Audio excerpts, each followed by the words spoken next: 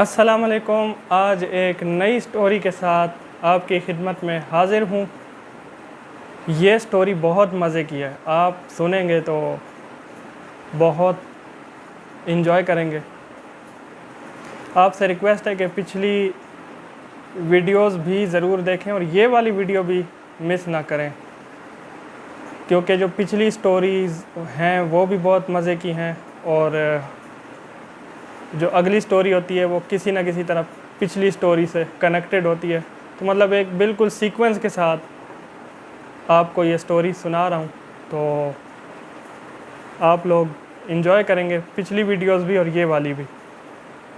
सबसे पहले तो आपका शुक्रिया, आप लोग बहुत ज़्यादा सपोर्ट कर रहे हैं, वीडियोस देखते हैं और आपसे ये रिक्वेस्ट करूँगा कि कमेंट भी कर दिया करें अगर अच्छा लगे और वीडियो को लाइक भी कर दिया करें। इससे ये होता है कि हमारी हौसला अफजाई होती है और ज़्यादा अच्छे तरीके से वीडियोस बनाने का मौका मिलता है, मोटिवेशन होती है। और अगर आपको पसंद आए तो सब्सक्राइब भी कर लिया करें, सब्सक्राइब का बटन प्रेस करके और बेल आइकन जो है वो प्रेस कर दें। इससे ये होता है कि जो भी नई वीडियो अपलोड होती है उसका नोटिफिकेशन आपको मोबाइल फ़ोन में रिसीव होता है। तो इस वीडियो में इंशाल्लाह मज़ेदार सी स्टोरी शेयर करूंगा और आखिर में आपको ये भी बताऊंगा कि जो स्कूल लाइफ थी उसमें हम लोगों का पढ़ने का तरीका क्या था, वो इंशाल्लाह मैं आपको सारा कुछ दिखाऊंगा। पहले तो आपको स्टोरी सुनाते हैं, उसके बाद इंशाल्लाह पढ़ने का जो तरीका था वो भी मैं आपको आखिर में दिखाऊंगा। वो आप लोगों ने पहली दफ़ा देखा होगा, बहुत सारे लोगों ने शायद पहले देखा हो, तो लेकिन बहुत सारे लोगों के लिए ये एक नई चीज़ होगी। तो चलें स्टोरी शुरू करते हैं। तो पहले जैसे आपको बताया था पिछली वीडियो में कि हमारा लंदन का टूर था, इलाज के लिए जो गए थे, तो डॉक्टर ने सजेस्ट किया था कि इनको एजुकेशन दिलाई जाए, यानी मेरे बारे में उन्होंने कहा था कि ये एजुकेशन लें और अपनी लाइफ बनाएं। तो फिर जब हम लंदन से वापस आए तो अब ये मरहला शुरू हुआ कि मुझे कौन से स्कूल में डाला जाए। दो ऑप्शंस थे, या तो किसी भी स्कूल में एडमिशन करा दिया जाए या फिर स्पेशल जो स्कूल हो, कोई स्पेशल स्कूल ऐसा हो जहाँ पे स्पेशल एजुकेशन वाला सिस्टम मौजूद हो, तो वहाँ पे एडमिशन कराया जाए। और उस वक्त फैमिली को ये आइडिया नहीं था कि कराची में, क्योंकि हम उस वक्त कराची में थे, तो ये आइडिया नहीं था कि कराची में कौन सा ऐसा स्कूल है जो स्पेशल एजुकेशन प्रोवाइड करता हो। इस वजह से शुरू में मुझे मॉन्टेसरी स्कूल में डाला गया और वो स्पेशल एजुकेशन के अंडर नहीं था, वो एक आम सा जैसे मॉन्टेसरी के स्कूल्स होते हैं, एक वो स्कूल था। लेकिन वो मरहला बड़ा मज़े का था स्कूल का। मुझे अच्छी तरह याद है कि अम्मी उठाती थी 6-7 बजे और सुजुकी एक आती थी स्कूल, मतलब स्कूल जाने के लिए। तो स्कूल जिस दिन मैं नहीं जाता था तो उस दिन रोता था कि मैं आज छुट्टी क्यों कराई है। तो उस वक्त बहुत शौक़ था स्कूल जाने का। तो वो जो स्कूल था तो बहुत छोटा था, कुछ बच्चे थे, तो वहाँ पे जो है प्ले ग्रुप समझ लेंगे, प्ले ग्रुप वाली क्लासेस थी। हम जाते थे, खेलते थे और बस वापस आ जाते थे।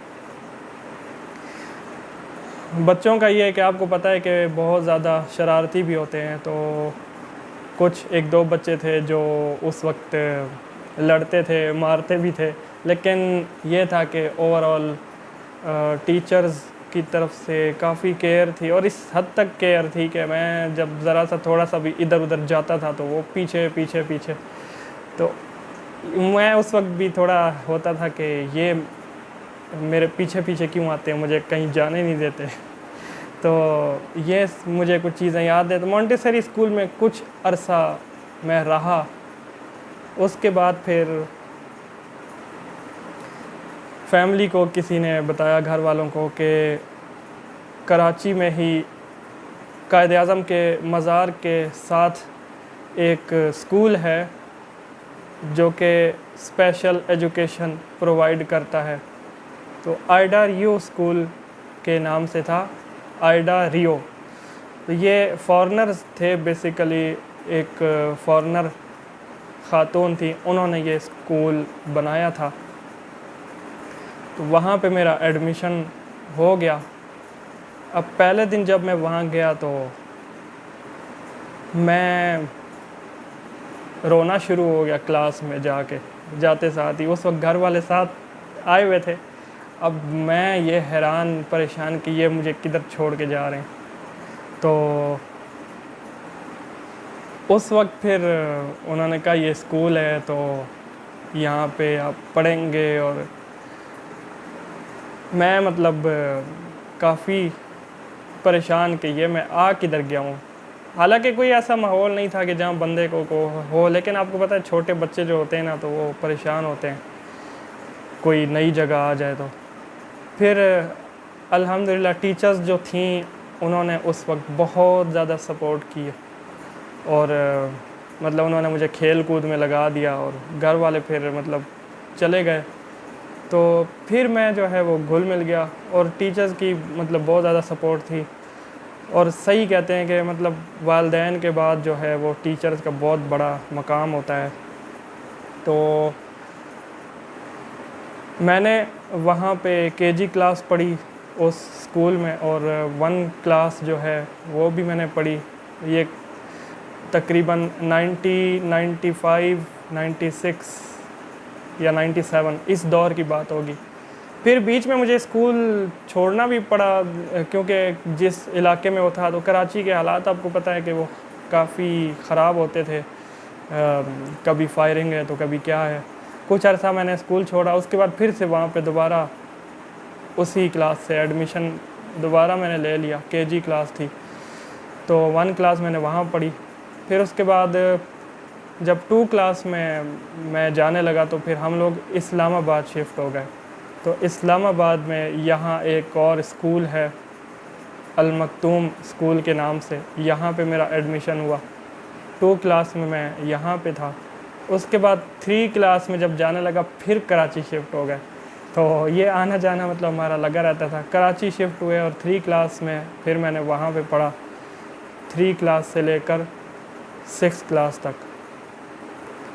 4 क्लास में जब मैंने पेपर दिए तो मेरे इतने अच्छे मार्क्स आए कि मुझे 5th के बजाय 6 क्लास में प्रमोट कर दिया गया। 4 से 6 में मैंने जंप किया और उस स्कूल में प्रमोट कर मतलब क्लास में 6 क्लास में प्रमोट कर दिया गया। तो 6 क्लास मैंने वहाँ पे पढ़ी और 6 क्लास में मैंने 2nd पोजीशन ली, और उसके बाद हम दोबारा इस्लामाबाद शिफ्ट हुए और 7th क्लास से ऑनवर्ड्स मैट्रिक तक जो है वो मैंने फिर से उसी स्कूल में पढ़ा, अल मखतूम जो है इस्लामाबाद वाला। तो काफ़ी यहाँ पे भी इंटरेस्टिंग रहा। तो ये तो था कुछ ओवरव्यू स्कूल का। तो अब आपको मैं ना कुछ स्कूल की मज़े की बातें बताता हूँ, कुछ जो याद है मुझे अब भी। तो मुझे अच्छी तरह याद है कि ज़ाहिरी बात है शरारती तो होता ही है बंदा तो काफ़ी सारी शरारतें अब भी याद हैं। तो पहले तो मैं टीचर्स का आपको बताऊं। टीचर्स तो कुछ ऐसी भी थी जो बहुत ज़्यादा सख्त थी। मुझे अच्छी तरह याद है कि 4 क्लास में हमारी एक मैडम थी, मैथ्स पढ़ाती थी। तो ये कराची की बात है। अब वो 4 क्लास में ना मैथ थोड़ी सी मुश्किल शुरू होगी, ब्रैकेट्स वगैरह और ये सारी चीज़ें, थोड़ा सा वो कि कहाँ पे ब्रैकेट लगनी है, कहाँ पे डिवाइड होना है, ये चीज़ें शुरू में समझना बहुत मुश्किल था और मैडम भी बहुत सख्त थी। तो अब शुरू में हुआ ये कि बच्चों को समझ ना आए कि हमने ये किस तरह करना है सारा कुछ। अब रोज़ मैडम आके समझाएं, अगले दिन जब पूछें तो किसी को कुछ ना आए। अब एक दिन तो हुआ ये कि मैडम को आ गया गुस्सा, तो अब मैंने तो दिल में सोचा कि अब तो किसी की खैर नहीं है। और वाकई मतलब वो एक बहुत अजीब सा मामला हुआ। तो मैडम थोड़ी देर गई क्लास से बाहर, और मतलब इतनी एज भी नहीं थी मैडम की, यंग सी थी। अच्छा, अब वो गई क्लास से बाहर, तो अब हम इस सोच में पड़ गए कि पता नहीं है क्या करने लगी। अच्छा, वो आई हैं जैसे क्लास में तो मोटी सी स्टिक उनके हाथ में ले आई हैं। अब पूरी रो थी, रो में सारे बैठे हुए थे बच्चे मैं भी और बाकी भी। अब उन्होंने शुरू किया, मतलब बच्चों को मार पड़नी शुरू हो गई। अब मैं भी था, ज़ाहिरी बात है, मैं भी अब परेशान। मैंने कहा ये अब अजीब सिस्टम शुरू हो गया। अच्छा, मैडम आई, बच्चों को मारते मारते सही ज़ोर से स्टिक मारी, एक इस कंधे पे और एक इस कंधे पे। अच्छा, अब वो उनको लग रही हैं, जब मेरे पास आई मुझे एक इधर ज़ोर से लगी, एक इधर लगी। यकीन माने कि ऐसी मतलब पहली दफ़ा ये सिस्टम हुआ कि इस तरह मार पड़ी है टीचर से, और वो भी ऐसी सख्त वाली। तो वो फिर लाइन से इस तरह सबको मार के बस फिर चली गई हैं। मतलब थोड़ी देर पढ़ाया और चली गई। उसके बाद फिर ये था कि बच्चों ने फिर ये कि अगले दिन मैम को कहा कि आपकी समझ नहीं आती, हमें थोड़ा सा आप समझा दें अगर अच्छे तरीके से। तो इत्तेफाक फिर ऐसा हुआ कि उसके बाद ना गर्मियों की छुट्टियां हो गई। गर्मियों की छुट्टियों के बाद जो है वो टीचर ही चेंज हो गई। तो वो मैम जो हैं वो ग़ालिबन, मुझे अब ये याद नहीं कि स्कूल उन्होंने छोड़ दिया था या उनकी क्लास चेंज हो गई थी, लेकिन ये जो है वो इस तरह से हुआ कि उनकी क्लास हमारे से चेंज हो गई। अब जो है वो, मैं तो बहुत शरारती भी था स्कूल में, मुझे अच्छी तरह याद है। एक और मैंने शरारत की, हमारी ना 6th क्लास में जब मैं था, तो 6th क्लास में मैं जब पहुंचा तो वहाँ पे एक लड़का था, वो बड़ा चिढ़ता था जब उसको कोई ऐसे करे ना, घोड़े की आवाज़ ऐसे इस तरह, तो जैसे घोड़ा चलने की आवाज़ नहीं होती, इस तरह कोई करता तो वो बहुत चिढ़ता था। अब हम उसको चिढ़ाते थे। मैं जब इस तरह हुआ कि अब एक जगह से, एक क्लास से हम वापस आ रहे, तो वो बच्चा रास्ते में था, तो उसको जब मैंने ऐसे किया तो वो चिढ़ गया। तो एक और मैडम थी, तो उनकी डेथ हो गई है बहुत यंग एज में, अल्लाह ताला उनके दर्जात बुलंद करे। तो अब उन्होंने देख लिया कि ये जो है ना उसको तंग कर रहा है, यानी मुझे देख लिया, तो मुझे पहले डांटा, फिर मुझे कहती हैं कि अब मैं तुम्हें बताती हूँ ना। अच्छा, अब मेरे साथ हुआ यही, वो आई हैं इसी तरह छोटा सा डंडा हाथ में पकड़ा हुआ, एक मुझे इस हाथ पे लगाई, एक इस हाथ पे लगाई। तो मतलब कि ना बस वो उस दिन के बाद उस बच्चे को, खैर तंग तो खैर हम फिर भी करते थे, बाज़ तो हम कभी नहीं आए, लेकिन ये था कि उसके बाद बच्चों ने थोड़ा सा तंग करना उसको कम कर दिया। तो ये एक कहानी नहीं भूलती। और एक तीसरी कहानी आखिरी जो है वो आपको बताऊं कि एक दफ़ा इसी तरह बस में बैठे थे, तो मैं सबसे पिछली सीट पे था। तो शीशा जो होता है ना बस का, आपको पता है, वो अगली सीट वाला अगर शीशा खोले तो पिछली वाली सीट का जो है बंद हो जाता है। वो शीशा एक ही होता है बड़ा सा। अब ये हुआ कि वो बच्चा बैठा हुआ अगली सीट पे, तो बार बार मेरा शीशा बंद हो, वो खोले, क्योंकि गर्मी भी बहुत थी। अब मैंने क्या किया, गुस्से में ना अब शीशे को ज़ोर से स्लाइड किया और वो शीशा उसकी तरफ से बंद हुआ। मुझे आइडिया नहीं था कि उसका हाथ है बीच में, उसका हाथ आ गया और उसकी उंगली ना बहुत शदीद ज़ख्मी हो गई, यहाँ से उसको कट लग गया। तो अब वो बस में एक टीचर जाती थी, उन्होंने मुझे खड़ा कर दिया, उस बेचारे को ले गई, पट्टी शट्टी कराई, और फिर मुझे वापसी में आके सही उन्होंने डांटा कि आपने क्या किया और ये वो। तो फिर मैंने कहा कि बस गलती हुई है और ये वो। लेकिन वो पूरा दिन मेरा ऐसा परेशान था, मुझे ये डर था कि अब इसके पेरेंट्स आ जाएंगे तो ये अब पता नहीं क्या करेंगे। तो ये एक बड़ा इंटरेस्टिंग सा वाक़या हुआ था, ये भी कभी भी नहीं भूलता।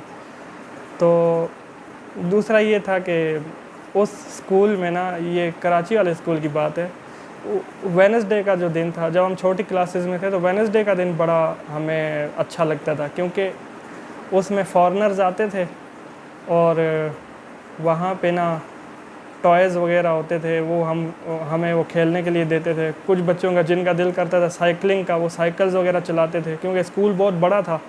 तो इस तरह का सीन होता था, 1 घंटे का टाइम होता था, उसमें हमें इस तरह फॉरेनर्स आके ना वो खेल कूद करवाते थे, और साइकिल जिसने चलानी है उसको खुली छूट देते थे साइकिल्स वगैरह।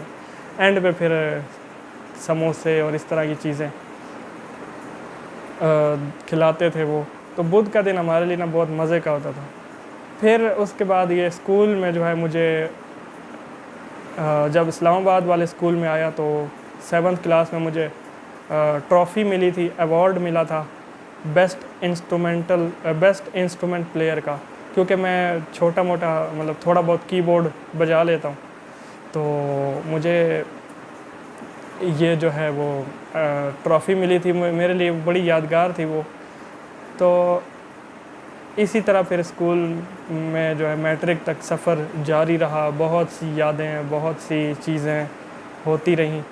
तो काफ़ी इंटरेस्टिंग से वाक़यात जो है मैंने आपको जो मुझे याद थे वो सुनाए। अब मैं आपको दिखाता हूँ कि पढ़ाई किस किस्म की थी।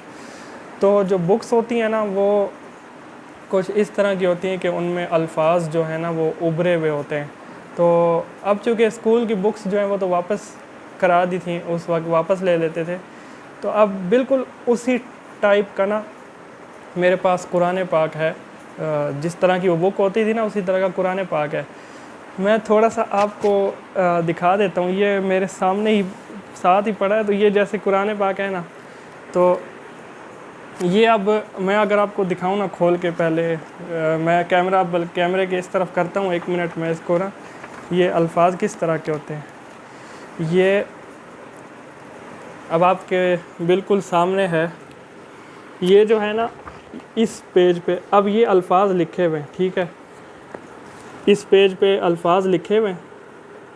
तो ये बिल्कुल आपको देखने में तो नज़र नहीं आ रहे होंगे, मतलब नज़र आ रहे होंगे, हो सकता है हल्के फुल्के, लेकिन ये हाथ लगाने से ना ये फ़ील हो रहा है कि ये अल्फाज उभरे हुए हैं बिल्कुल ऐसे।